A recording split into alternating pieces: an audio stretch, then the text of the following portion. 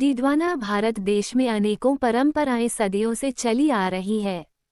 इन परंपराओं के अंतर्गत महिलाएं साल में विभिन्न तरह के व्रत उपवास करती है। इन्हीं व्रत उपवास में एक कजरी तीज का व्रत भी महिलाएं करती है। यह व्रत करने से पति की लंबी आयु होती है और घर में सुख समृद्धि भी आती है। पौराणिक कथाओं के अनुसार महिलाएं इस व्रत का उपवास करती है और कजरी तीज माता की पूजा करती है।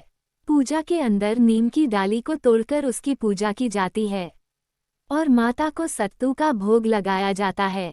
माना जाता है कि पार्वती माता का ये व्रत होता है जिसमें पार्वती माँ ने भगवान शिव को पाने के लिए कठिन तपस्या की थी और भगवान शिव को पाया था, जिसको लेकर महिला यह उपवास करती है।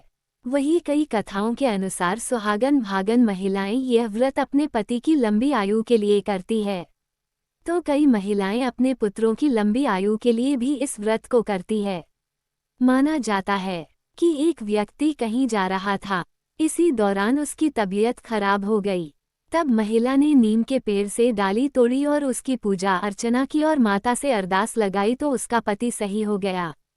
इसके बाद इसे सातुड़ी तीज कजरी तीज कहा जाता है और इस दिन महिलाएं सज संवर कर 16 श्रृंगार करती है और माता की विशेष पूजा अर्चना करती है।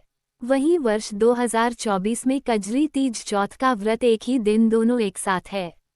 साल में 4 चौथ के व्रत आते हैं, जिनमें एक चौथ भादवा में भी आती है, जिसका व्रत महिलाएं करती है। विशेष मान्यता इन उपवासों की रहती है, जिनमें महिलाएं व्रत करती है, उपवास करती है और ईश्वर से अपने पति की लंबी आयु, अपने घर में सुख समृद्धि की कामनाएं करती है। विभिन्न तरह की मान्यताओं के अनुसार इन व्रत उपवास को महिलाएं करती है।